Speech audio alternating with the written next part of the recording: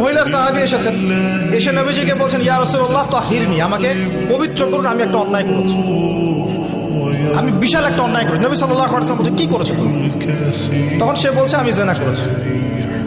নবী সাল্লাল্লাহু আলাইহি ওয়াসাল্লাম বলছেন, বাসায় যাও, বাসায় গিয়ে আল্লাহর কাছে তওবা করো, আল্লাহ পাক মাফ করে দেবেন।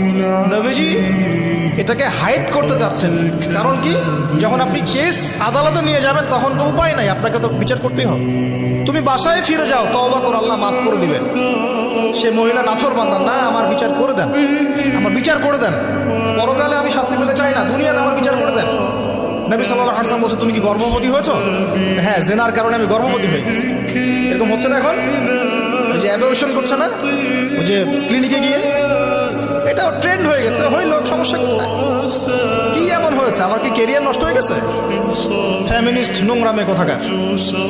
তারপরে এই মেয়ে বলছে, হ্যাঁ আমি গর্ভবতী হয়েছি ইয়া রাসূলুল্লাহ।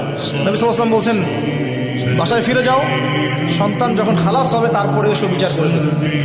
9 থেকে 10 মাস সে এই সন্তানকে গর্ভে ধরলো, ধরার পরে সন্তান যখন খালাস হয়ে গেল, সে নবীর কাছে এসে সন্তান কোলে নিয়ে নবজাতক, ইয়া রাসূলুল্লাহ সাল্লাল্লাহু আলাইহি ওয়াসাল্লাম দরুদ পড়বেন, আমাকে পবিত্র করে দিন, আমার সন্তান হয়ে গেছে। নবী সাল্লাল্লাহু আলাইহি ওয়াসাল্লাম বলছেন, সন্তান কি দুধ খাচ্ছে? হ্যাঁ, তাহলে তুমি তাকে দুধ পান করাও। কত বছর দুধ পান করাতে হয়? 2 বছর। 2 বছর দুধ পান করাও, দুধ পান করা শেষ হবে, তারপরে এসে তোমার বিচার করে দেবো। এবার 2 বছর দুধ পান করানোর পরে এই মহিলা এসেছে, সন্তানের হাতে একটা রুটি। নবীজিকে বলছেন, ইয়া রাসূলুল্লাহ সাল্লাল্লাহু আলাইহি ওয়াসাল্লাম, আমার সন্তান এখন রুটি খেতে পারে, আমার সন্তান এখন রুটি খেতে পারে, আমার বিচার করে দিন। তখন নবী সাল্লাল্লাহু আলাইহি ওয়াসাল্লাম বলছেন, সাহাবীরা, তোমাদের মধ্যে কেউ কি আছো এই সন্তানের দায়িত্ব নিবে?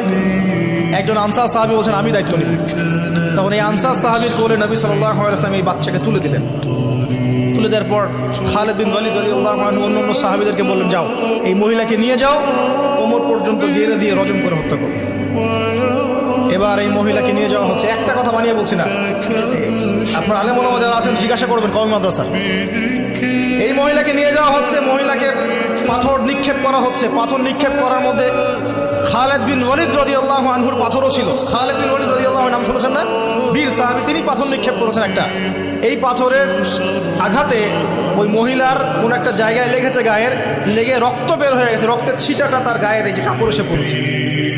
কাপড় এসে পড়ার সাথে সাথে খালিদ বিন ওয়ালিদ রাদিয়াল্লাহু আনহু বলছেন, ছি ছি ছি ছি, আমার গায়ের মধ্যে এরকম নোংরা ব্যভিচারী মহিলার রক্ত পড়লো, এরকম একটা তাচ্ছিল্যের কথা বলছে। তখন নবী সাল্লাল্লাহু আলাইহি ওয়াসাল্লাম বলছেন, হে খালিদ, তুমি থামো, হে খালিদ তুমি চুপ করো।